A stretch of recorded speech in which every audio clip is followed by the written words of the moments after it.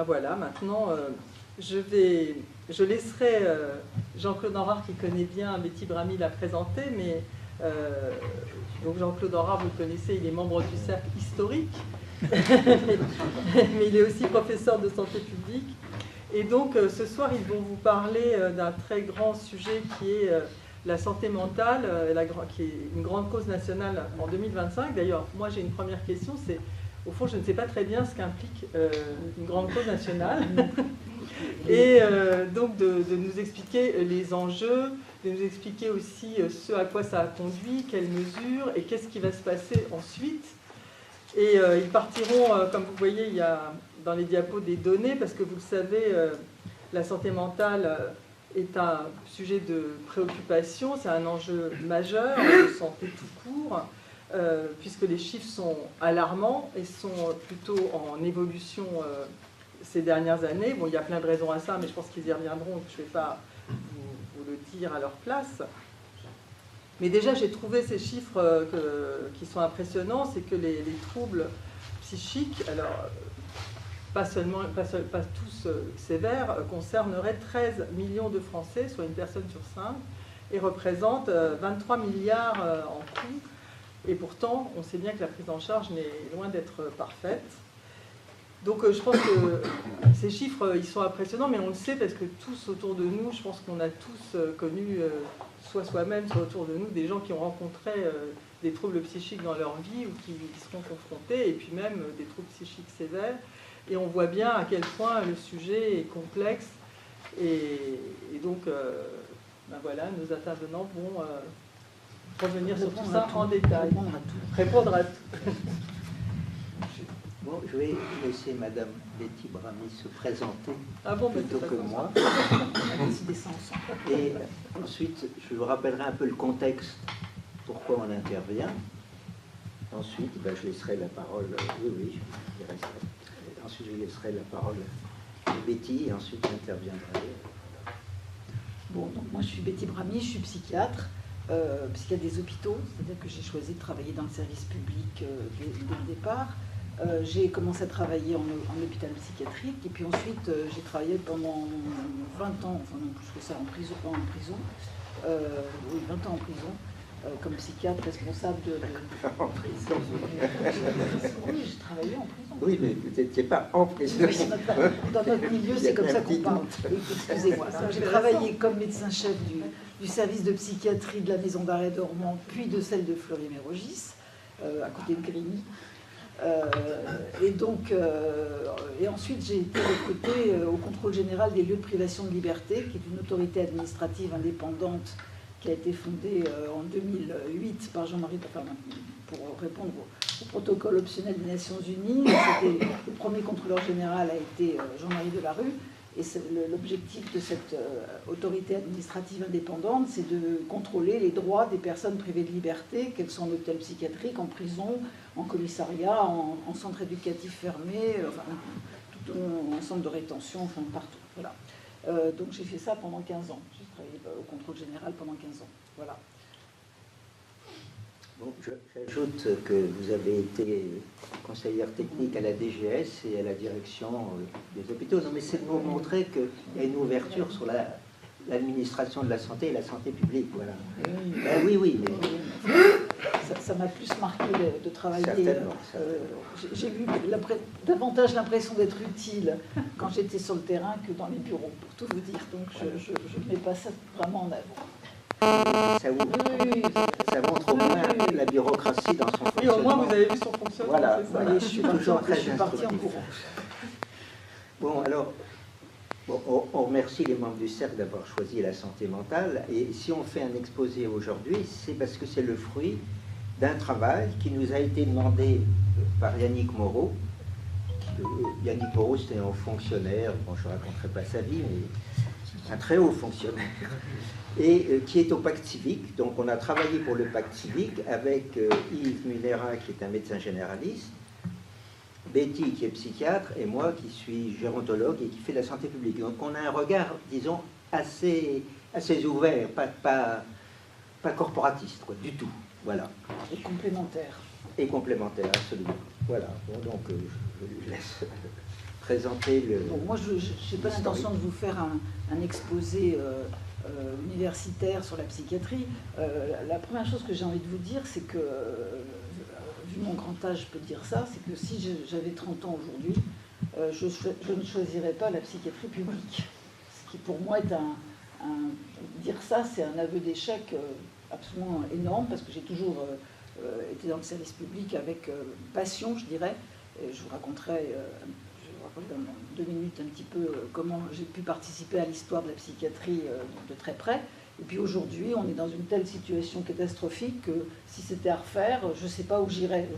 J'adore ce métier, je pense que je serais psychiatre, mais je ne suis pas sûre que je choisirais à nouveau le service public.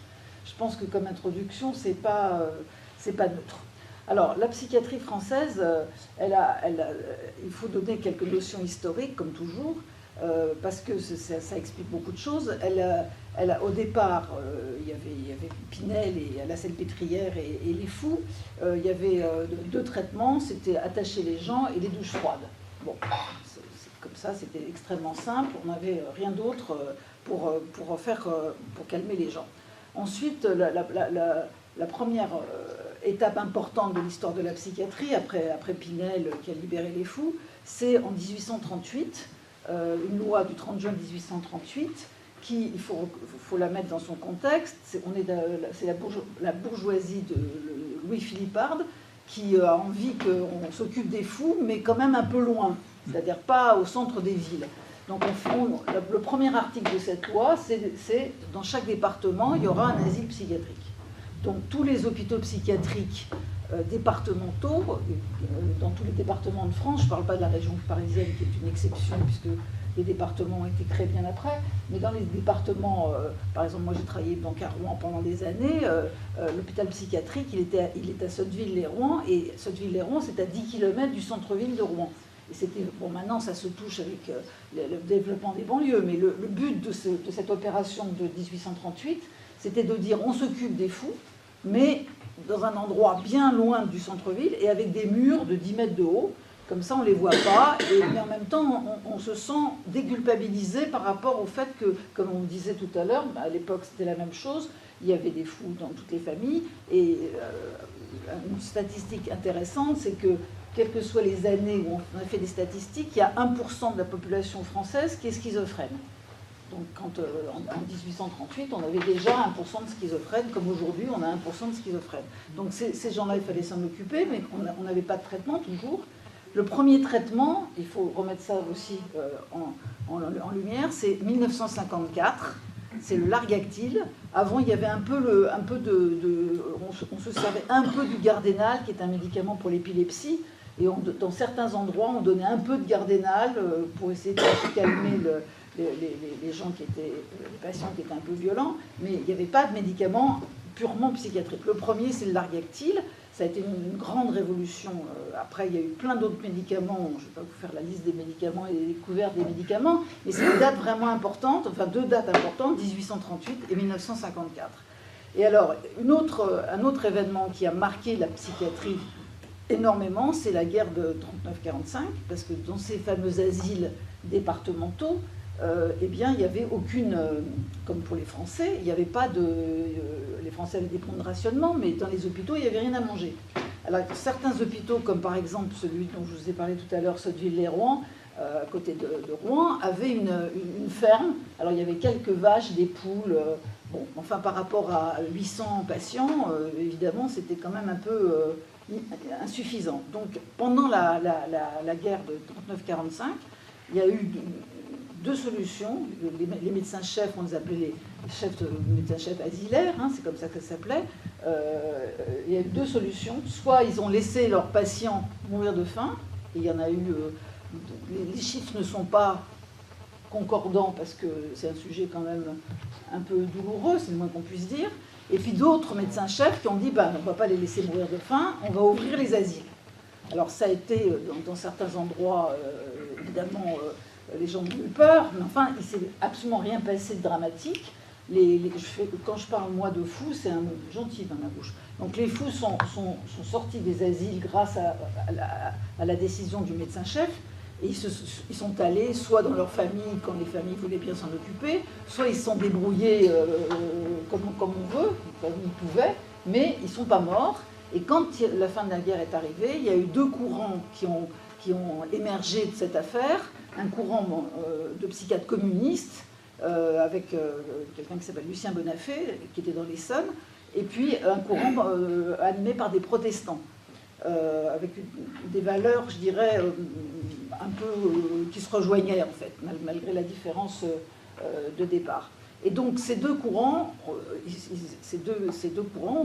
réalisé que ces fous qui étaient sortis des hôpitaux, il n'y avait pas eu de drame, et puis il y avait peut-être une autre solution que de les garder dans ces asiles épouvantables, qui étaient des asiles avec des salles communes, d'un côté les hommes, de l'autre côté les femmes évidemment, et des salles communes de 25 patients, avec toujours, on n'est pas encore en 54, hein, puisqu'on est en 45, il n'y a toujours pas de largactile, donc pas de traitement, les douches froides et attacher les gens. Bon, donc ils se sont dit, puisqu'ils se sont bien débrouillés pendant la guerre, eh ben on va imaginer une autre forme de prise en charge. Et ça a été donc le grand essor de la psychiatrie française qui, dans les années 70, était vraiment la meilleure psychiatrie d'Europe, c'est sûr, du monde, j'en sais rien, mais je pense. Moi, j'ai eu la chance de travailler à cette époque-là. Alors, qu'est-ce qui s'est passé? Ces deux courants psychiatriques, les communistes et les protestants, ont milité auprès du ministère de la Santé. Enfin, il y a eu beaucoup de militantisme actif par rapport à ça, et ça a abouti à une circulaire. Je dis bien une circulaire parce que vous savez qu'une circulaire, ça pas dans la hiérarchie des normes juridiques, c'est pas très haut. Les gens ne sont pas du tout obligés d'appliquer la circulaire. Donc une circulaire de mars 60. Donc il a fallu quand même quelques années entre la prise de conscience dont je viens de vous parler après la guerre et puis cette circulaire, qui a donc créé ce qu'on appelle le secteur psychiatrique. Alors le secteur psychiatrique, ça a été un modèle, je vous dis encore une fois, j'insiste parce que encore une fois j'ai eu la chance de travailler dans ce contexte-là, absolument génial, qui consiste dans la chose suivante, c'est-à-dire qu'on a donc l'asile psychiatrique qu'on appelle maintenant, il a changé tellement de fois de nom que ça s'est appelé hôpital psychiatrique départemental, centre hospitalier spécialisé, enfin bon, peu importe. Appelons-le hôpital psychiatrique parce que c'est en général comme ça que les gens le disent. Donc l'hôpital psychiatrique, mais l'hôpital psychiatrique cesse d'être le lieu essentiel de la prise en charge. Ce qui est l'essentiel de la prise en charge se fait ce qu'on appelle en extra-hospitalier, c'est-à-dire en dehors de l'hôpital. Et le secteur, c'est la définition de prendre un département et faire autant de fois de secteur qu'il y a 60 000 habitants. Et pour les enfants et adolescents, c'est autant de fois qu'il y a 200 000 enfants ou adolescents. Donc on a des départements comme par exemple la Seine-Maritime, vous aviez 10 secteurs, à l'hôpital psychiatrique, enfin bon, peu importe, c'est pas le sujet. Donc on avait ce secteur. Alors c'est quoi le secteur? C'est l'idée que les gens au plus près de chez eux, puisqu'il y a des centres, ça s'appelle un centre médico-psychologique, un CMP, au plus près de chez eux, puisqu'on a mis des CMP partout. Alors évidemment en zone rurale, c'est moins vrai que dans les métropoles, mais chaque, par exemple en banlieue de Paris, où chaque grande ville de la banlieue a son CMP, et ici à Paris, vous avez des CMP, parfois 2 dans le même arrondissement. Donc proximité du domicile, gratuité totale des soins, avec donc des psychiatres, des infirmiers, des psychomotriciens, des ergothérapeutes, tout ça en extra-hospitalier. Donc la prise en charge est définie de manière pluridisciplinaire. Et alors à l'époque, et ça n'a pas perduré, vous allez voir pourquoi, le patient par exemple se présentait au CMP l'après-midi, il était reçu par un médecin et une infirmière, et si ce médecin et cette infirmière décidaient de l'hospitalisation, parce qu'il y avait des cas quand même où on était obligé de les hospitaliser, eh bien ils étaient hospitalisés à l'hôpital psychiatrique, mais c'était le même psychiatre et la même infirmière qui les revoyaient le lendemain matin à l'hôpital psychiatrique. Donc continuité des soins, donc proximité, gratuité et continuité. Et donc ça a été vraiment un modèle absolument génial. Donc encore une fois, comme c'était une circulaire, il faut préciser que pour le financement à l'époque, jusqu'en 85, pour le financement, tout ce qui était extra-hospitalier, c'était le Conseil général, qui s'appelait comme ça à l'époque, et non pas le conseil départemental, mais bon, c'est pareil. Enfin, le conseil général finançait l'extra-hospitalier, donc ce que je vous raconte, c'est-à-dire l'allocation ou l'achat de CMP et le personnel dont je vous ai parlé, psychiatres, infirmières et tout ça, était payé par le conseil général, et puis l'intra-hospitalier, les lits d'hospitalisation pour les cas les plus durs, les plus difficiles, relevaient de l'assurance maladie comme n'importe quelle pathologie somatique. Et alors, pourquoi ça a été un développement inégal? Parce que pour que ce système se développe, il fallait que le conseil général soit d'accord pour financer, il fallait que le directeur de l'hôpital soit d'accord pour cette idéologie qui était novatrice et révolutionnaire. Et il y avait des directeurs d'hôpitaux qui n'avaient pas du tout envie de ça, parce qu'ils considéraient que leur puissance, c'était les lits d'hôpital, et si on fermait des lits pour faire de l'extra-hospitalier, ben ça diminuait leur pouvoir de directeur. Et puis des médecins, il fallait des médecins qui aient envie de mettre en place ce dispositif. Donc ça vous explique, comme c'était, je répète, une circulaire qui n'avait aucune force d'obligation, je vous donne 2 exemples. Le Val-de-Marne qui a fait absolument aucune sectorisation. Par contre, l'Essonne a fait une sectorisation, était le département français le mieux, entre guillemets, sectorisé, alors qu'ils sont juste à côté. Donc ce n'est pas une question de proximité de Paris. Alors Paris, rien du tout, parce que Paris a refusé très longtemps la sectorisation en gardant le modèle des CHU. Et bon, c'est encore un exemple particulier. Alors jusqu'en 85, où une loi donc en 85 décide, là, c'est une loi, donc chaque département est obligé de créer ce dispositif et on unifie le financement. C'est-à-dire qu'il y a toujours l'intra et l'extra, mais tout est financé par l'assurance maladie. Donc ça ne dépend plus d'une volonté politique, puisque le Conseil général, c'était une volonté politique, puisque ce sont des élus. Alors que là, c'est l'assurance, à partir de 85, c'est l'assurance maladie. Avec plusieurs bémols, c'est qu'on n'est plus dans les 30 glorieuses, donc on a beaucoup moins d'argent que dans les années 70. Donc moi, par exemple, j'étais dans l'Essonne dans les années 70, quand on voulait 5 infirmières, on en demandait 10 et on en avait 5. Mais on savait très bien qu'en en demandant 10, on en aurait 5. Bon, après, quand par exemple le Val-de-Marne s'est mis à faire de la sectorisation, dans les années 85-86, il y avait beaucoup moins d'argent, et donc le dispositif a été beaucoup moins riche que celui de l'Essonne. Alors, outre le CMP, vous avez plein de structures autres, alternatives à l'hospitalisation.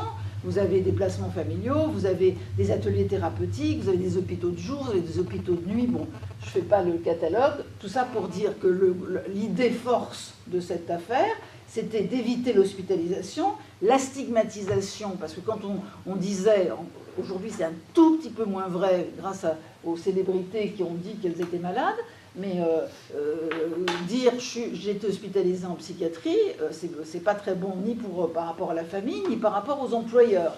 Donc c'était une stigmatisation très importante. Par contre, aller au CMP, on peut ne dire à personne qu'on est suivi au CMP. Alors un autre avantage du CMP, c'est que c'est gratuit, et en fonction de l'état du patient, on pouvait proposer aux patients de venir 1 fois par semaine, ou 2 fois par semaine, ou tous les jours quand ça allait pas bien. Moi j'ai travaillé par exemple à Évry dans l'Essonne, et à Évry il y avait des tas de gens qui travaillaient dans les bureaux, il y avait pas mal de bureaux, et les gens venaient à l'heure du déjeuner, et personne ne savait dans leur entreprise qu'ils étaient suivis. Bon. Voilà, donc vous voyez un dispositif qui sur le papier, enfin c'est pas seulement sur le papier, il a fonctionné vraiment de manière géniale pendant pas mal d'années. Alors pourquoi on est revenu en arrière? La première chose, elle est financière, évidemment, comme d'hab. C'est que financièrement, on a dit, oui, mais on a 2 structures, on a l'intra et l'extra. Pourquoi on aurait de l'extra comme ça, alors que la médecine se fait à l'hôpital? Donc on a progressivement réduit les crédits des CMP. Et au lieu de faire ce que nous préconisons dans le livre, de les ouvrir à des horaires plus larges, je vous en parlerai juste après, ça c'est le premier point. Le second point, c'est qu'il y a eu quelque chose qui est à mettre au compte des psychiatres du dispositif, c'est que les CMP sont devenus des forteresses.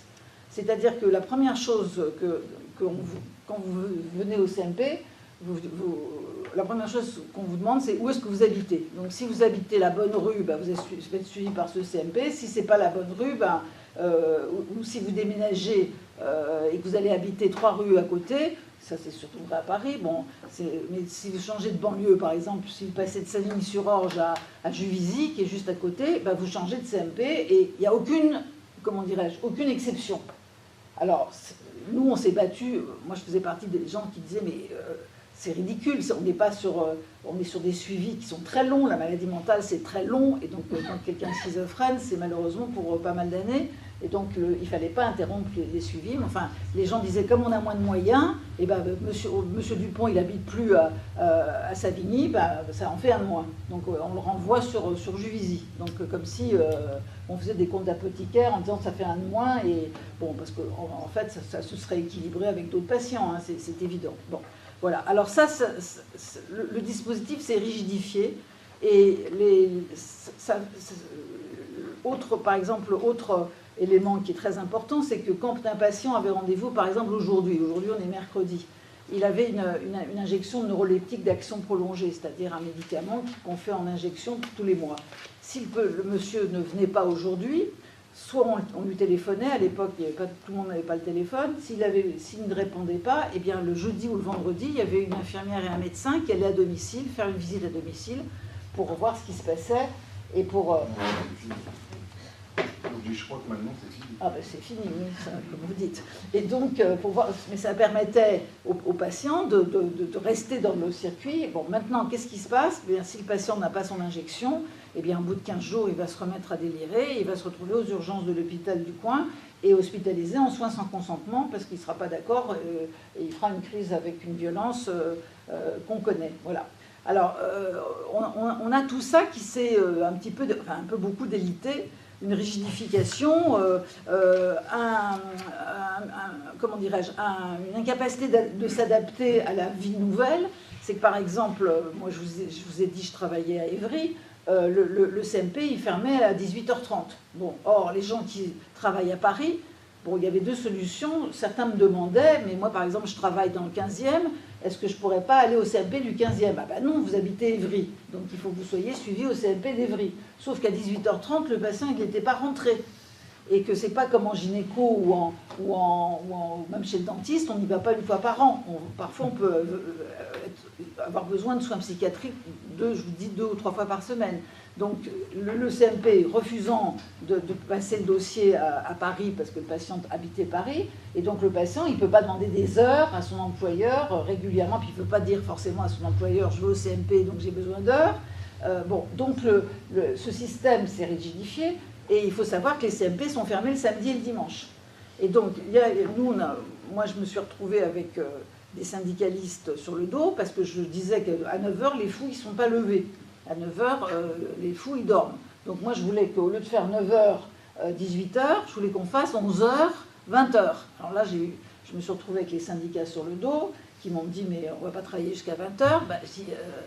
Sauf que vous avez fait des stats, vous avez vu que personne ne vient entre 9h et 11h.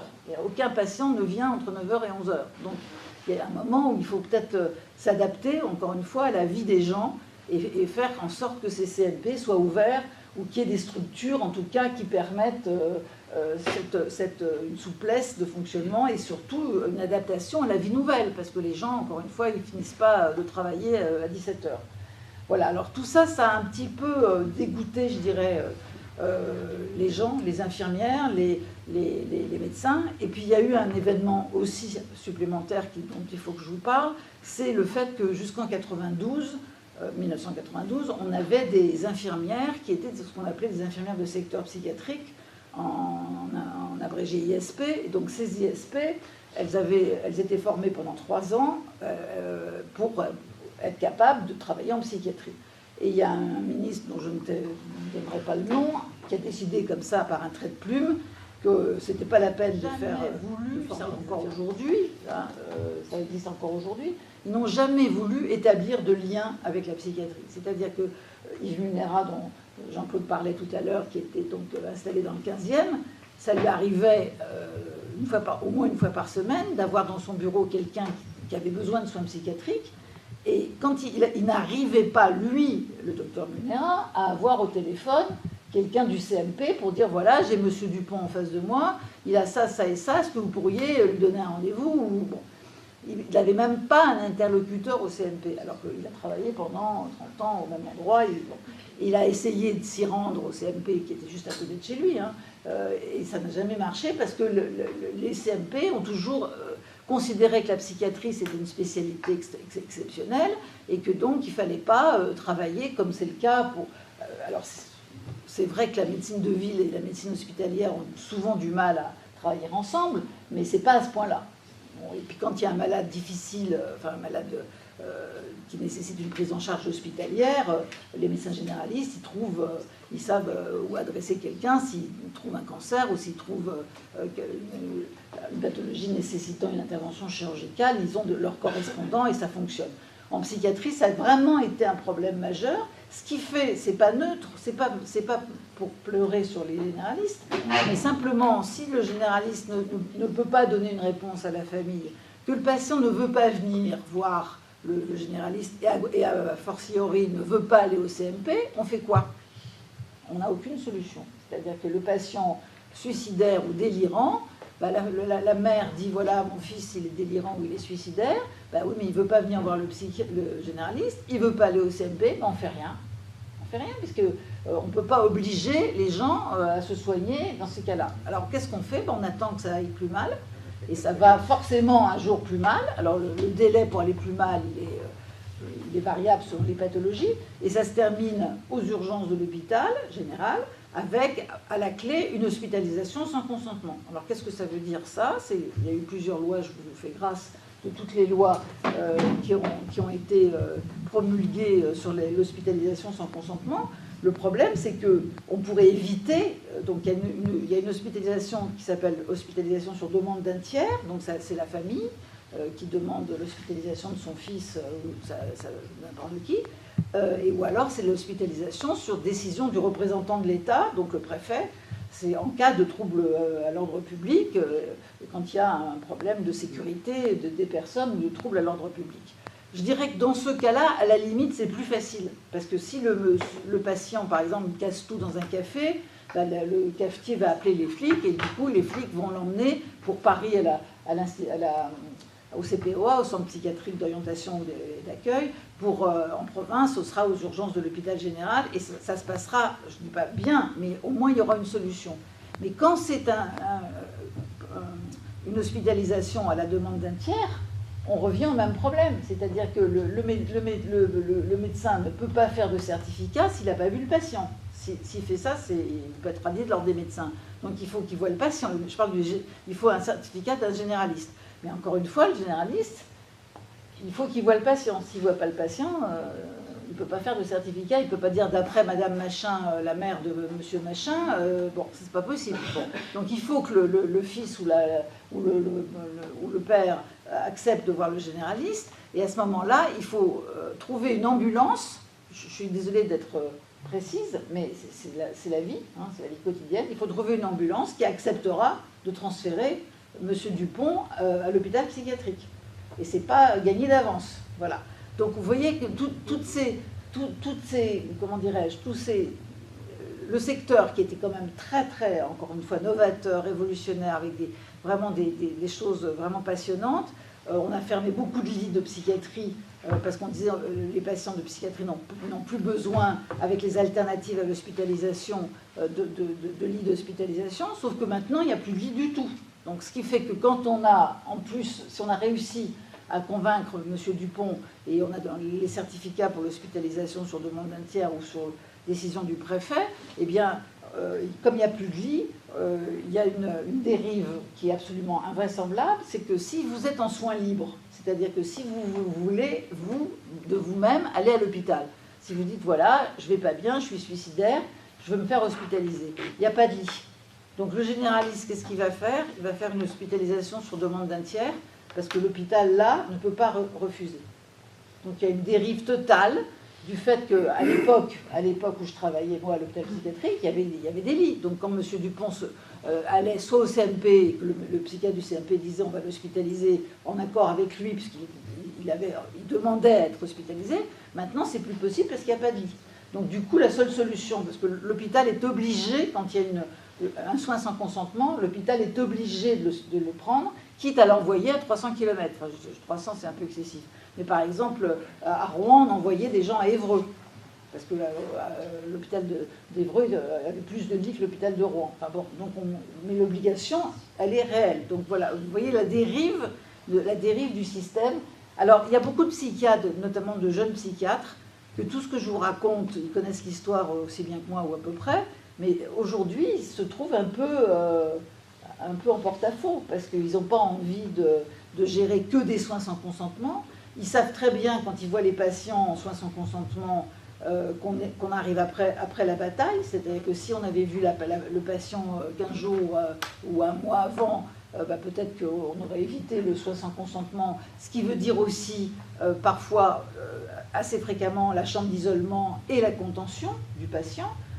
Donc des méthodes que moi je trouve inacceptables, mais on est parfois, encore une fois, si on arrive après la bataille, on n'a pas d'autre solution. Donc on voit bien que tout ce qui était la richesse du secteur, je vous ai dit, proximité, continuité, gratuité, ça permettait de détecter, à l'époque où j'étais jeune, on détectait les patients de manière très tôt, enfin très...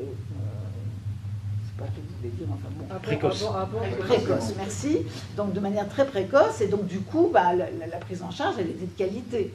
Et donc les psychiatres, à l'époque, ça les intéressait de travailler comme ça. Alors qu'aujourd'hui, on est à l'hôpital psychiatrique, vous avez quasiment vous avez encore un tout petit peu de soins libres, mais vous avez essentiellement des patients en soins sans consentement. Vous avez beaucoup de contention et de chambres d'isolement parce qu'il y a de moins en moins d'infirmières. Alors, je vais vous donner un chiffre, puis après, Jean-Claude vous donnera des chiffres plus sérieux.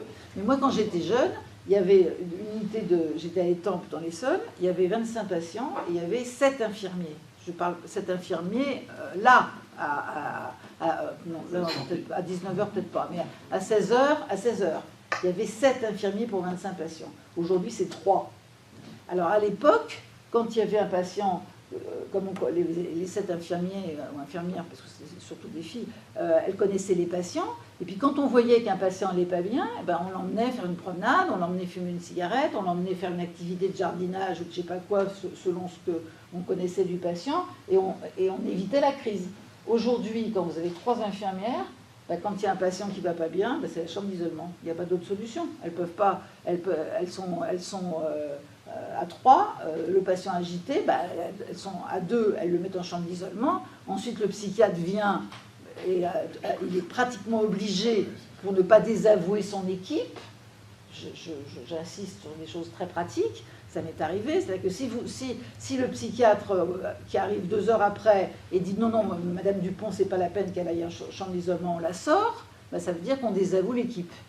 Et comme on travaille beaucoup en équipe, c'est très très compliqué à gérer. Et le psychiatre se fait vite très très mal voir son équipe. Donc il est quasiment obligé de signer l'isolement alors qu'il n'était pas forcément d'accord pour le faire, ou qu'un entretien... Ça m'est arrivé des dizaines de fois. On fait un entretien d'1 heure, bon, c'est beaucoup, hein, c'est pas une auscultation cardiaque, hein. C'est un entretien qui parfois peut durer 1 heure. Et on calme le patient et on lui évite la chambre d'isolement. Mais si les infirmières sont toutes seules, elles n'ont pas le choix. Voilà. Alors la psychiatrie d'aujourd'hui, c'est un peu tout ça, tout ce que je suis en train de vous dire. On est passé d'une époque royale, une époque novatrice, avec des gens qui étaient passionnés, comme moi, des gens qui adoraient ce qu'ils faisaient, qui avaient des solutions pour les patients, qui avaient l'impression qu'on avançait de manière positive en permanence, avec ce que je vous ai dit tout à l'heure aussi, les alternatives à l'hospitalisation. Et maintenant, on a l'impression qu'on a recréé un système, pas asilaire, comme en 1838, il ne faut peut-être pas exagérer, mais on a quand même recentré beaucoup sur l'intra, parce que les CMP, ça coûte cher. Et que donc, par exemple, là où je travaillais, dans l'Essonne, ils ont fermé tous les CMP et ils ont mis les consultations de psychiatrie à l'hôpital comme une consultation de cardio ou de pneumo. Sauf qu'il y avait 5 secteurs qui étaient, pour certains, si vous connaissez l'Essonne, il y avait un secteur ailleurs qui est assez loin de Corbeil. Donc, il y avait un CMP à Hyères, il y avait un CMP à Ris-Orangis, il y avait un CMP à Vigneux, un CMP à Évry et un CMP à Corbeil. Ben, tous sont fermés et ils sont tous, ils ont des bureaux de consultation comme pour une consultation de rhumato, de cardio. Et donc, bon, ceux qui habitent Corbeil, ça va, mais ceux qui habitent Hyères, bon, donc on est revenu très en arrière. Et du coup, les psychiatres, ben, ils n'ont plus envie de travailler comme ça. Ils connaissent l'histoire, ils savent comment ça s'est passé, je dirais, à mon époque, et ça ne les amuse pas alors, de s'occuper uniquement de patients sans consentement, avec en plus un dernier point sur lequel je vais m'arrêter, c'est que quand on a un patient en soins sans consentement, il y a une tonne de paperasse absolument incroyable à remplir, bon, qui est pour protéger, ça c'est l'idée de base est bonne, c'est pour être sûr qu'il n'y a pas d'hospitalisation arbitraire. Bon, moi je vais vous faire une confidence, j'ai commencé à travailler en 71, donc ça fait quelques années, je n'ai jamais vu d'hospitalisation arbitraire. Enfin, bon, ça ne veut pas dire qu'il n'y en a jamais, mais enfin, on peut penser que quelqu'un qui veut récupérer l'héritage, je ne sais pas quoi, mais bon, bref, moi je n'ai jamais vu ça. Mais en tout cas, pour protéger et pour être en adéquation avec ce qui se fait dans les pays européens, on a fait des lois donc, qui protègent les patients, sauf qu'il faut un nombre de certificats absolument hallucinant, et que quand on fait un certificat, on ne soigne pas. C'est-à-dire que vous rencontrez M. Dupont, je rencontre M. Dupont, je l'interroge sur pourquoi il est là et tout ça, mais ça ne le soigne pas. Et après, je fais mon certificat, et il y a des certificats comme ça de 24 heures, de 72 heures, enfin bon, je vous passe les détails, mais les psychiatres, ils n'ont pas envie de ça. Ils n'ont pas envie, c'est pas ça pour eux la psychiatrie. Voilà. Alors du coup, l'attractivité, bah, elle a énormément baissé. On est dans le public. Dans le public. Le choix des internes, la psychiatrie, c'est l'avant-dernier choix. Le dernier choix, c'est la médecine du travail. Donc voilà, et le premier choix, je pense que vous le savez, c'est la chirurgie esthétique et la dermato. Bon, ça donne un peu, alors qu'à mon époque, c'était la chirurgie, l'anesthésie, réanimation, enfin bon, et la psychiatrie était toute pas loin. Voilà, et donc l'attractivité, elle est aussi vraie pour les infirmières. C'est-à-dire que les infirmières, elles n'ont pas forcément envie de se retrouver à 3 avec des patients agités, sans formation, et puis avec des psychiatres qui sont de moins en moins là, non pas parce qu'ils fichent rien, mais parce qu'ils ont plusieurs endroits où ils doivent aller. Donc à partir du moment où vous avez une pénurie de psychiatres, le psychiatre il doit aller dans plusieurs services ou dans plusieurs CNP, donc il est pas là. Donc il n'y a pas de réunion pluridisciplinaire, il n'y a pas tout ce qu'il y avait à mon époque. Voilà. Donc l'attractivité, elle a beaucoup perdu. Voilà ce que je peux vous dire. Je ne sais pas, il y aura peut-être des questions. Oui, après on va laisser. Oui. Non, mais après, on vous posera certainement des questions. Vous savez que 2025, la santé mentale, non pas la psychiatrie, est une grande cause nationale, a dit M. Barnier. Comme il n'y a pas de gouvernement, ça n'engage pas très loin. Il ne reste pas moins que ça témoigne, si vous voulez, d'une forte mobilisation du milieu santé mentale. Et les psychiatres. Il y a eu des réunions, bon. Et les pouvoirs publics ont compris que, en dehors de la crise de l'hôpital dont on gargarise, la santé mentale avait une crise encore plus aiguë que, disons, l'hôpital général et le système de soins en général. Alors, j'ai été voir quelques statistiques. Bon, on dit que la maladie mentale touche 13 millions de Français. Vous pouvez passer la première machine, si vous voulez, la première diapo, hein, si ça marche. Oui, bon, vous voyez. Et c'est des chiffres qui sont donnés par l'OMS, et 3 millions vivent avec un trouble psychiatrique persistant. Ça, c'est des vrais malades psychiatriques qui peuvent s'accompagner d'un handicap psychique, comme vous allez le voir dans ce que je vais dire. Les malades mentaux chroniques ont obtenu depuis 2005 le statut de handicap psychique, de handicapé psychique, ce qui n'est pas sans poser des problèmes. Et où on a le plus de données facilement accessibles, c'est sur les épisodes dépressifs. Hein, et 15 à 20% de la population générale traversera un épisode dépressif au cours de sa vie entière. Ce sont des données qui relèvent de l'INSERM. Et 5,4% des adultes de 18 à 79 ans, après on ne sait pas, déclarent en 2024 avoir fait une tentative de suicide au cours de leur vie, ce qui n'est pas rien. Alors, les derniers chiffres dont on dispose facilement, c'est qu'en 2023, 8848 décès par suicide ont été enregistrés, soit 13 pour 100 000 habitants, et ça a eu tendance à régresser un petit peu par rapport aux années précédentes.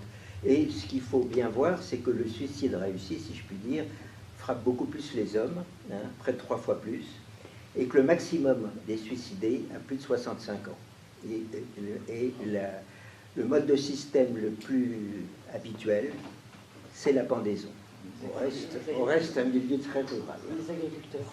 Oui, oui. Oui, essentiellement. Oui, oui. Alors, selon Santé publique France, environ 100 000 hospitalisations ont été dénombrées pour tentative de suicide, soit en 2024, soit un taux de 1,42 pour 1000. Alors, on met l'accent actuellement sur la santé des jeunes. Vous n'avez qu'à suivre la presse, vous voyez que les jeunes, beaucoup de jeunes, entre 11 20 ans, 24 ans, ont des problèmes. Et surtout, depuis le Covid, ça s'est beaucoup aggravé. Alors, il y a une enquête qui s'appelle Mentalo, de l'INSERM, qui a étudié 17 000 jeunes en les interrogeant 7 fois au cours d'une année. Et parmi ces 17 000 jeunes, un tiers déclarait de la détresse psychologique, de type anxio-dépressif, modéré ou sévère, et parmi elles, 2 tiers étaient des filles. Donc le sexe féminin est plus frappé, mais il se suicide moins. Enfin, du moins, il a moins de... Voilà. Beaucoup de tentatives. Bon, alors, beaucoup de tentatives. Et le sentiment de solitude était chez 4 jeunes sur 10. Alors, parmi les facteurs qui jouaient beaucoup, c'était la pression pour réussir. Et les enseignants vous le disent, hein, la pression a beaucoup augmenté dans les écoles, et ça génère de l'anxiété, et c'est un facteur plus important que le contexte familial ou que les facteurs personnels. Ce qui est intéressant également, c'est qu'on a étudié la vision des écrans. 25% d'entre eux, qui déclarent de la détresse, passent plus de 5 heures devant les écrans. 9% plus de 7 heures par jour. Avec un risque de 60% de détresse. Et évidemment, si on regarde l'écran au-delà de 22 heures, ça génère des troubles du sommeil. 4 jeunes sur 10, parmi ces personnes, déclarent une dépendance et parmi ceux qui déclarent une dépendance, la moitié, c'est une dépendance aux écrans, et un jeune sur 10 a une dépendance au porno, et voilà. Alors, ces taux sont plus importants chez les jeunes filles, non pas sur le porno, mais les jeunes filles et les jeunes femmes, avec un taux d'hospitalisation respectivement de 4-7 fois supérieur chez les 11-17 ans, filles par rapport aux garçons, et de 3 fois plus chez les 18-24 ans. Et les tentatives de suicide, c'est plus la pendaison, c'est les médicaments. On ingère les médicaments.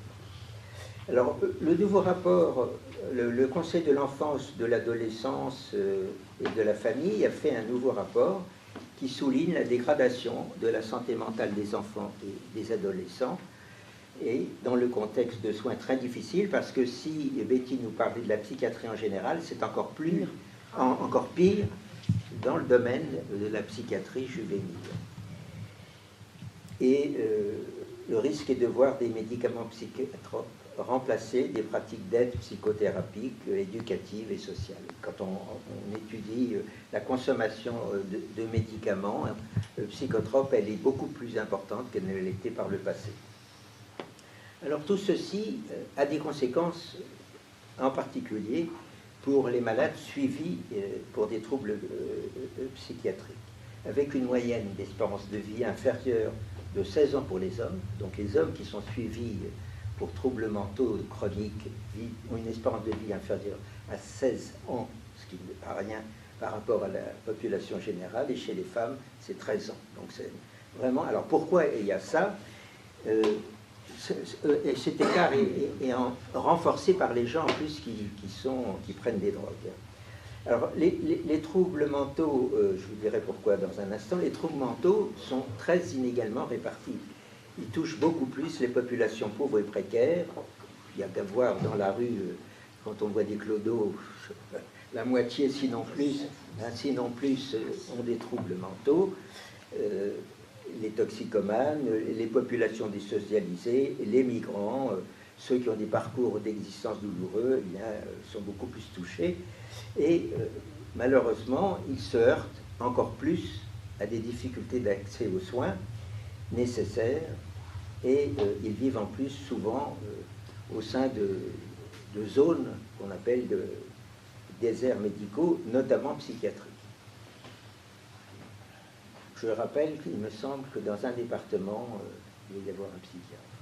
Je peux me tromper, mais j'avais regardé un certain nombre de données. Enfin, il y a une inégalité de répartition considérable. Parce qu'il y a juste un truc, c'est que dans les départements, j'avais visité par exemple un hôpital dans la Creuse, l'hôpital psychiatrique départemental de la Creuse, qui est à 20 km de la préfecture de la Creuse, qui est de Guéret, mais il y avait un seul psychiatre hospitalier, donc avec les histoires de certificats dont je vous parlais, c'était très compliqué, et il y avait 0 psychiatre dans le département. Oui. Donc il y a une répartition très inégalitaire. Alors que si le psychiatre s'installait, il aurait...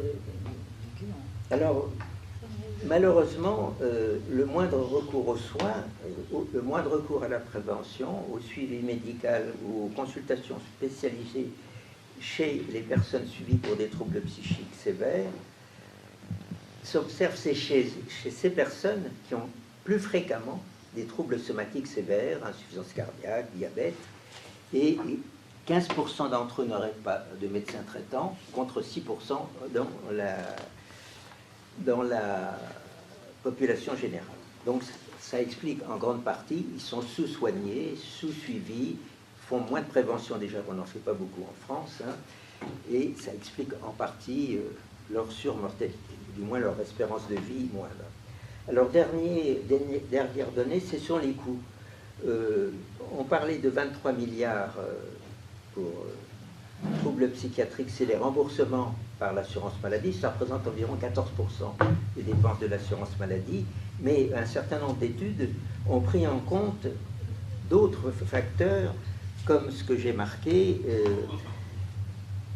les coûts sociaux, les pertes de productivité et de bien-être.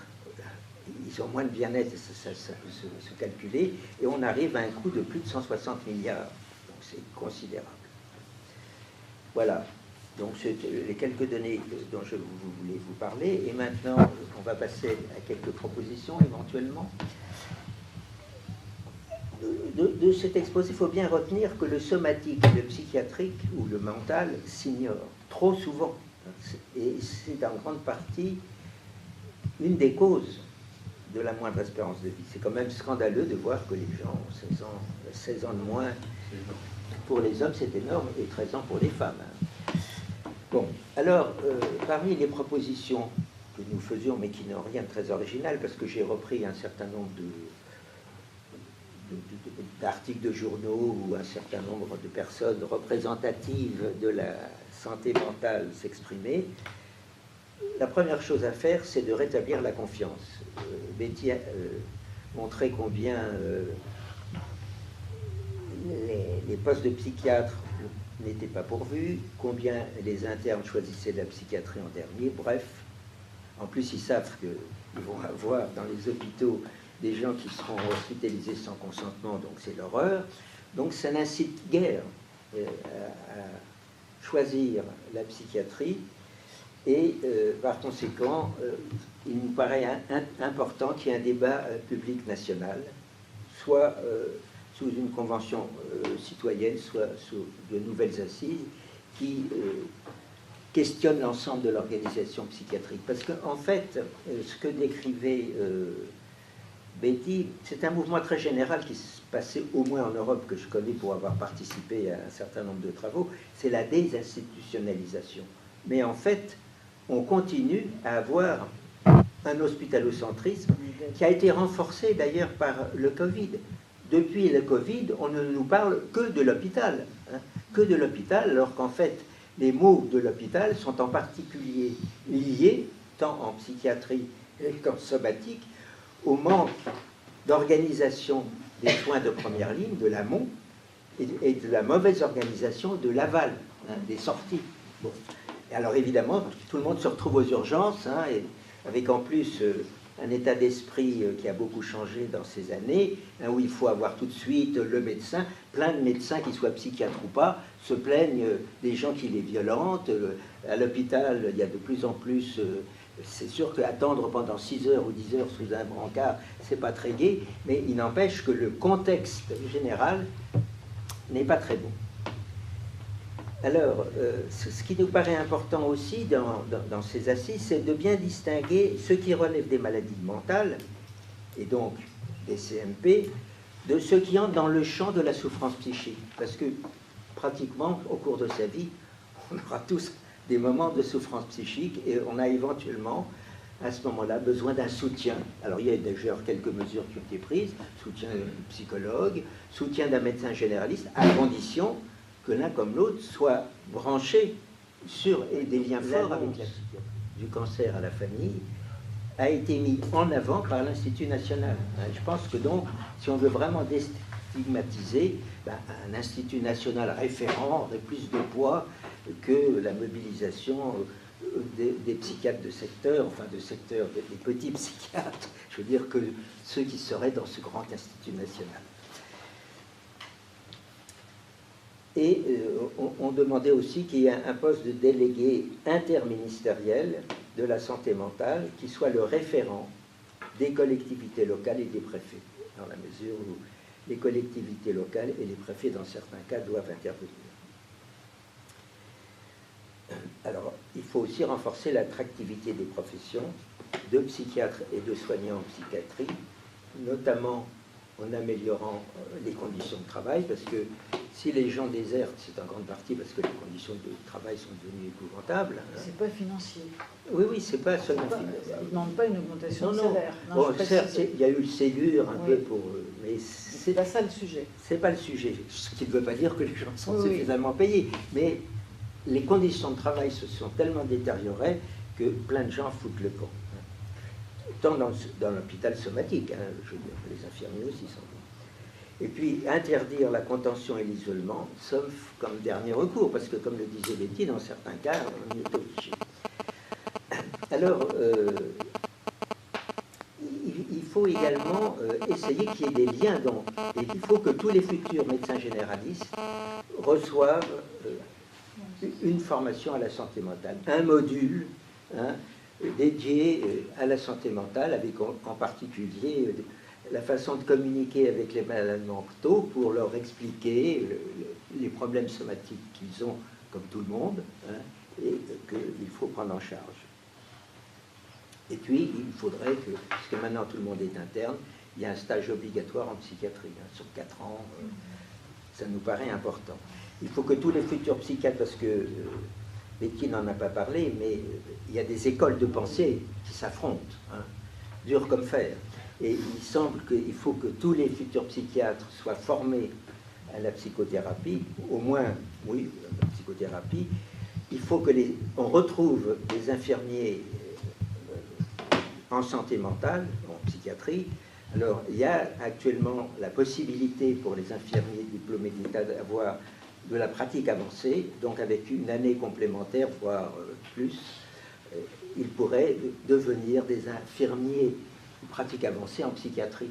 Ça serait quand même, parce qu'ils ont un rôle absolument essentiel, en particulier pour suivre les malades chroniques.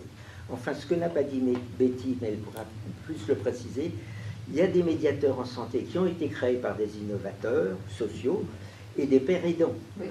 Et ça, c'est très important, il faut généraliser ça. C'est un mouvement qui est assez général. On redonne quand même plus de pouvoir à ceux qu'on appelle, moi j'ai toujours eu hors de ça, les patients, hein, ce sont des personnes, ils ne sont pas patients, ils sont éventuellement malades, mais bon, ils peuvent être impatients aussi, je veux dire. Hein, ça veut dire non, je veux dire bon.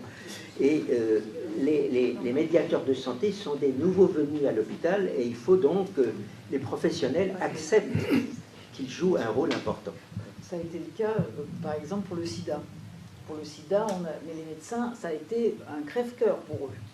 C'est-à-dire que pour les grands professeurs de maladies infectieuses de l'époque, quand ils ont eu à traiter le sida, ils pensaient que comme ils étaient médecins, ils savaient tout, ils allaient guérir le sida. Bon, c'est pas tout à fait ce qui s'est passé.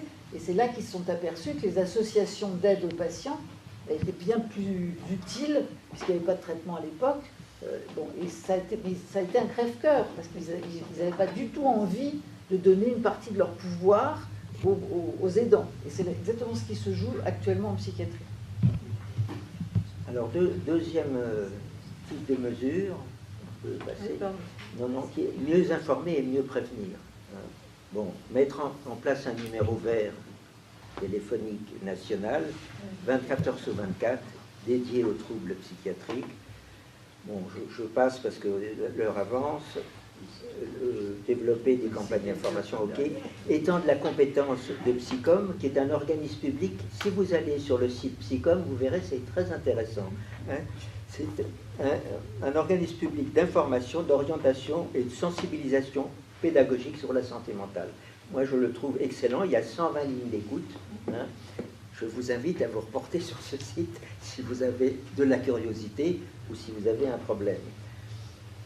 Généraliser la compétence psychiatrique au SAMU, c'est-à-dire tous les SAMU devraient avoir un psychiatre à disposition, étendre l'information psychiatrique clique pour les généralistes qui, lorsqu'ils ont une consultation, ont des problèmes avec un malade, puissent s'appuyer sur ça. Et puis, réorganiser rapidement les parcours de soins afin d'assurer un accès rapide à un premier diagnostic en dupliquant sur tout le territoire, c'est un peu théorique ce que je raconte, le modèle des centres d'accueil, d'évaluation, d'orientation qui a par exemple à Paris, qui permet une prise en charge en quelques jours de façon à éviter cette errance des gens.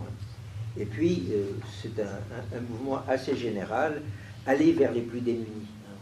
Dans le secteur du handicap, on dit beaucoup aller vers.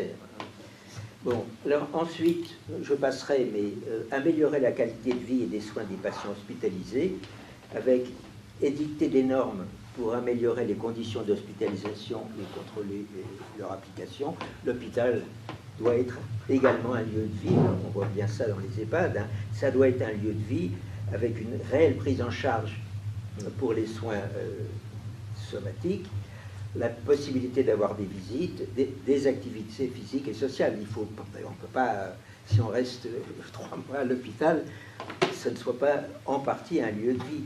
Hein. Et mettre en œuvre l'ensemble du dispositif de contrôle des mesures de privation de liberté, et puis revoir le financement, mais ça, bon, des services hospitaliers.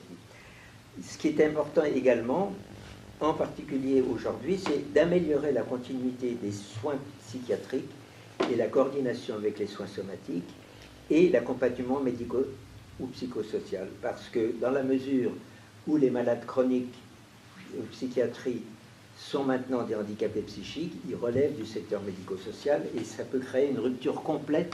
C'est pas les mêmes soignants, c'est pas... On les vire de l'hôpital. C'est ça. Hein. Et ça coûte moins cher dans le médico-social que... Oui, mais c'est de la saloperie qu'on a fait, hein, en fait. C'est toujours la même chose, c'est les départements, ils veulent bien avoir du pouvoir, mais ils ne veulent pas payer, quoi. Hein.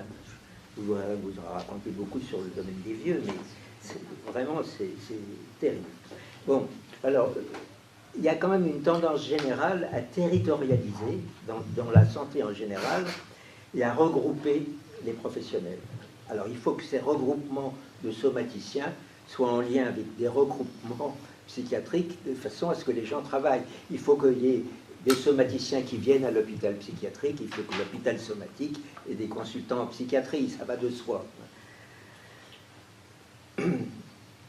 Alors, ce qui est important, c'est à ce moment-là d'avoir une politique locale qui, au niveau collectif, hein, alors c'est un territoire, définir un territoire c'est compliqué, hein, mais c'est souvent les gens du local qui vont définir le territoire. Comme le disait, vous habitez à Évry, vous travaillez à Paris, quel est votre territoire? Je veux dire, bon, c'est compliqué la définition du territoire. Il y a des territoires administratifs, c'est compliqué, mais il faut absolument qu'il y ait un territoire de santé avec des instances de responsabilité et de décision partagées qui regroupent des élus, des représentants des usagers et des professionnels. C'est une tendance qui est mise en œuvre, mais qui est absolument essentielle, et il faut qu'il y ait des postes de coordonnateurs référents. Parce que pour qu'il y ait du suivi, il faut qu'il y ait de l'orientation correcte, et qu'il y ait un lieu où on oriente, et que ce lieu d'orientation soit en lien avec les différents acteurs du territoire. Donc il faut des postes de coordonnateurs référents, et puis améliorer le fonctionnement des CMP, hein, c'est-à-dire qu'ils devraient fonctionner à des horaires d'ouverture compatibles 10h-20h, ou 11h-20h, 7 jours sur 7, voilà, avec des créneaux pour les urgences. Mais ça permet éventuellement de créer des postes. Alors vous me direz qu'il faut plus d'instabilité, etc. Donc je n'ai pas grand-chose à dire d'autre. Alors promouvoir, pour finir, c'est le suivant, je pense. Oui, oui. Promouvoir l'autonomisation des malades en phase de rétablissement, notamment en favorisant l'épanouissement des groupes d'entraide mutuelle. Les GEM, c'est vraiment intéressant. Vous avez des malades stabilisés qui viennent aider des malades plus en difficulté. La participation aux centres locaux de santé mentale qui ont été créés et l'extension de la pérédance, c'est-à-dire mobiliser des acteurs stabilisés qui connaissent leur propre maladie et qui viennent aider leur père. Et prendre en compte la psychiatrie en milieu pénitentiaire, parce qu'il y a un nombre de malades mentaux en prison considérable et souvent des suicides, etc. Bon. Alors pour conclure, il y a 4 facteurs essentiels. Premièrement, combattre la stigmatisation. Les fous, c'est pas très bien vu. Bon. Combattre la perte d'attractivité pour les professions relevant de la psychiatrie. Donc il faut arriver à la rendre plus attractive. Éviter les corporatismes et les querelles d'école, qu'on retrouve, parce qu'il n'y a pas de syndicats médicaux, contrairement à ce qu'on pense. Il y a des corporations médicales. Mais ce qui s'explique, parce que vu la bureaucratie, le seul moyen de lutter contre la bureaucratie, c'est de défendre la corporation. Bon. Et puis, les nouveaux critères d'évaluation des performances des politiques publiques qui sont épouvantables, hein, où la bureaucratie est renforcée. Ce sont des critères qui proviennent de l'entreprise, donc priorité à la limitation des dépenses, sans poser le problème de la qualité. Alors à ce moment-là, il faut faire de la quantité, enfin bon, bref. Ce sont vraiment des critères qui sont épouvantables et qui expliquent en grande partie, qui ne correspondent pas. Oui, et puis la fuite des infirmiers, la fuite des médecins. Je veux dire qu'il y a des chefs de service de l'assistance publique qui foutent le camp, en grande partie à cause de ces critères. Où le sens du service public, l'éthique des professionnels, la satisfaction des usagers ne sont absolument pas ou très peu pris en compte. Donc voilà. Bref. Donc tout va bien. Oui. Merci beaucoup, même si on en ressort un peu chamboulé, même si oui, mais vous avez psychome. Oui, et donc je pense qu'il y a des questions. Oui. Comment vous voyez l'irruption de ce qu'on appelle les neurosciences et l'intelligence artificielle en psychiatrie? Moi, je ne réponds pas. Alors, moi, Jean-Claude parlait des différentes écoles. Et les neurosciences font partie.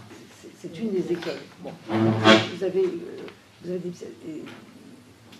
dans un hôpital psychiatrique, vous pouvez avoir le secteur A, dont le chef de service est un féru des neurosciences, et dans le secteur B, le chef de service ne fait que de la psychothérapie institutionnelle, et dans le secteur C, il ne fait que des thérapies comportementales. Bon. Et donc, si vous habitez dans le territoire du A, ben, vous ne pouvez pas aller dans l'hôpital B ou C. Donc, vous êtes obligé de subir le diktat du chef de service dans son choix idéologique. Alors, les neurosciences, c'est sûr que depuis l'Ariactile, on a fait beaucoup de progrès Et on a découvert des antidépresseurs, des antipsychotiques, tout ce que vous voulez, mais l'idée qu'on va trouver un jour, en faisant une IRM, quelque chose qui va expliquer l'autisme ou la schizophrénie, moi je veux bien. Pour l'instant, à l'heure d'aujourd'hui, non. Alors ça ne veut pas dire qu'il ne faut pas faire de recherche dans ce domaine-là, mais on ne peut pas axer tout sur les médicaments. Et ce que disait Jean-Claude tout à l'heure, c'est que plus, il parlait pour les jeunes, moins on a de personnel et plus on donne de médicaments.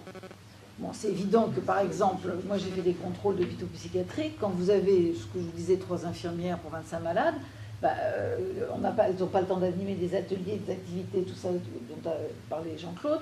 Donc qu'est-ce qu'on fait pour calmer les patients? On les sédate. Donc vous avez des patients qui sont comme ça.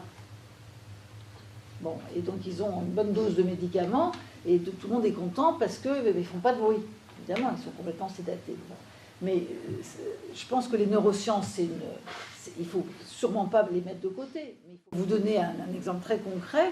Le laboratoire pharmaceutique qui a créé le Prozac, qui était le premier antidépresseur qui a révolutionné, parce qu'avant c'était des antidépresseurs qui avaient beaucoup d'effets secondaires, le laboratoire qui est le laboratoire Lilly, pour ne pas le citer, c'est le laboratoire qui dit que le Prozac, le médicament, c'est 30% de la prise en charge. Donc, quand vous avez un patient déprimé, vous lui donnez du Prozac. Bon, d'abord, le Prozac n'agit qu'en 3 semaines. Donc pendant les 3 semaines, le temps qu'il agisse, il faut déjà s'occuper du patient. Et il faut 70%, c'est la prise en charge psychothérapique.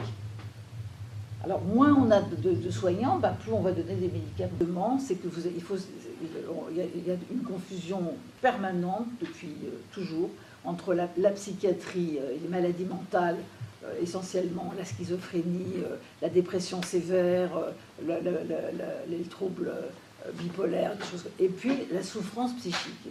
Quand Jean-Claude disait tout à l'heure que n'importe qui d'entre nous a pu passer par une période difficile, c'est pas pour autant qu'il aurait dû voir un psychiatre. Et on confond toujours ça. Par exemple, si vous avez... moi, je me souviens, au CNP, un jour, est arrivée une dame charmante par ailleurs, qui était inquiète parce que sa fille avait de mauvais résultats scolaires.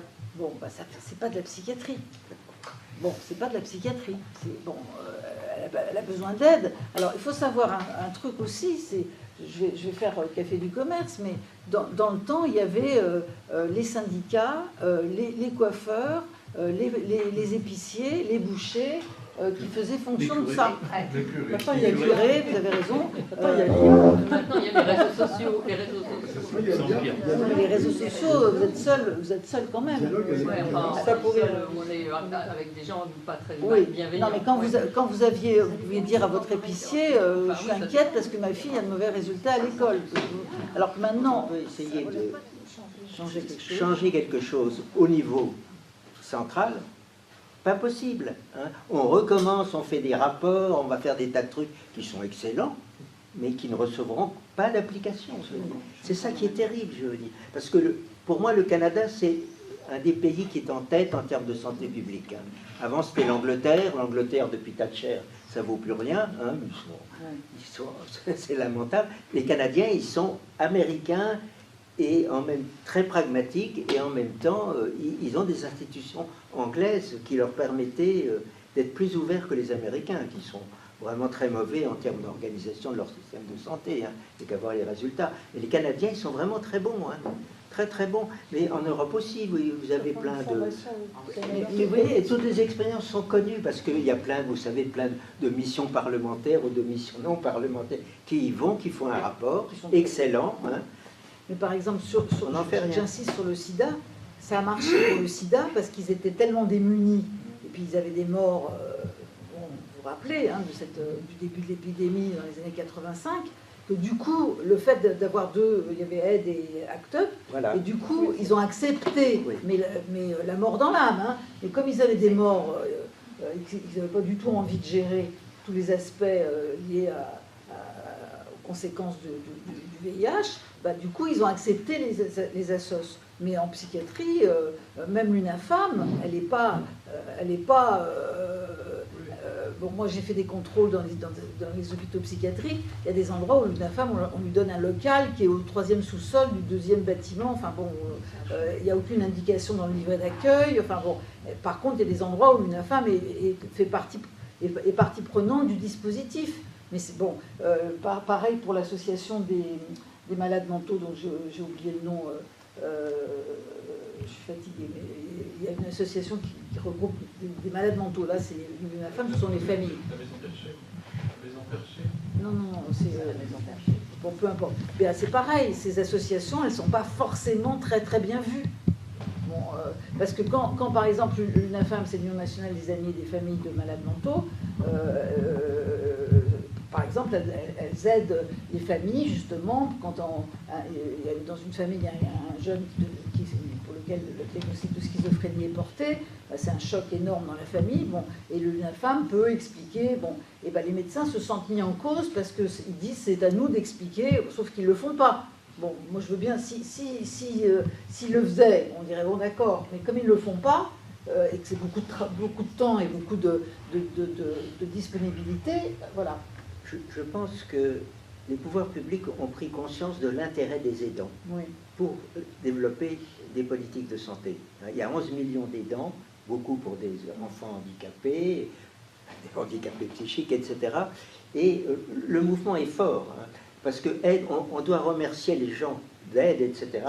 C'est eux qui ont fait un tournant en santé publique, qui ont donné à nouveau la place parce qu'il y avait des morts. Et parce qu'ils avaient accès aussi à l'information. Dans le domaine des maladies chroniques, le diabète, tout ça s'est beaucoup développé, l'éducation thérapeutique. Alors, il y a encore 2 questions, monsieur et monsieur. Alors, je ne sais pas dans quel ordre.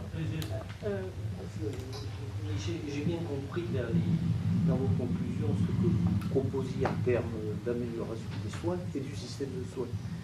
Mais quand il y a les soins, la maladie est déclarée, elle est là. Est-ce qu'il n'y a pas des pistes de réflexion sur la prévention des maladies de santé mentale? Je pense par exemple pour l'autisme, j'entendais parler qu'il y avait des sources de contamination au cadmium, par exemple. La pollution de l'air qui favorisait la santé. Est-ce que là, il y a des pistes d'amélioration des choses, parce qu'il vaut mieux quand même prévoir plutôt que de soigner, si on peut. Alors, sur l'autisme, moi je ne me prononce pas parce qu'il y a eu tellement, depuis que j'ai commencé la psychiatrie, il y a eu tellement de pistes soulevées.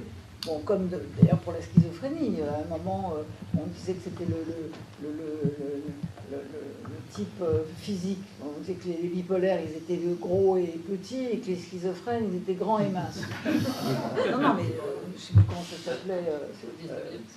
Pardon?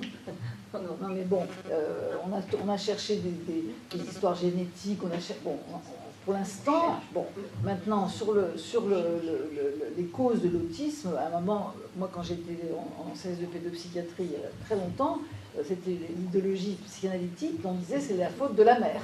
Bon, alors on peut vous dire que c'était d'une violence extrême. Le père, non, le père il n'existait pas, mais alors la mère, le désir de grossesse, la grossesse, l'accouchement, enfin bon. Et on est revenu de ça aussi. Donc pour l'instant, alors maintenant, on parle de PFAS et tout ça pour l'état de maladie. Pour l'instant, il faudrait arrêter de respirer, parce que dans l'eau, il y a des PFAS, dans le poulet ou dans je sais pas quoi. Bon, en tout cas, il n'y a rien de... Pour l'instant, il n'y a rien... Bon. Par contre, ce qu'on disait tout à l'heure, les populations précarisées, ça oui. C'est-à-dire que quand vous avez un enfant... Enfin, j'ai enfoncé des portes ouvertes. Un enfant qui est élevé dans un climat serein avec son père et ça, je ne dis pas qu'il ne faut pas divorcer, hein, c'est pas ça, mais il n'y a pas de violence intrafamiliale, il va aller mieux qu'un gamin qui est violenté et tout ça. On le voit dans toutes les histoires. Moi j'ai travaillé pendant 20 ans en prison, je peux vous dire qu'il n'y avait pas beaucoup de gens en prison qui n'avaient pas eu justement des traumatismes infantiles graves. Bon, la prévention, elle pourrait être là avec quelque chose qui frappe encore quand les journalistes judiciaires, ils en parlent souvent, c'est que quand il y a des signalements, pas seulement les féminicides, mais il y a des signalements d'enfants qui sont en détresse pour lesquels on ne fait rien. Bon, et parfois, les placements en famille d'accueil, c'est pire que la famille d'origine. Bon, là-dessus, je vous rejoins complètement. Je pense qu'il y a un énorme travail qui pourrait être fait. Bon, ben, écoutez, on vous remercie vraiment. C'était passionnant.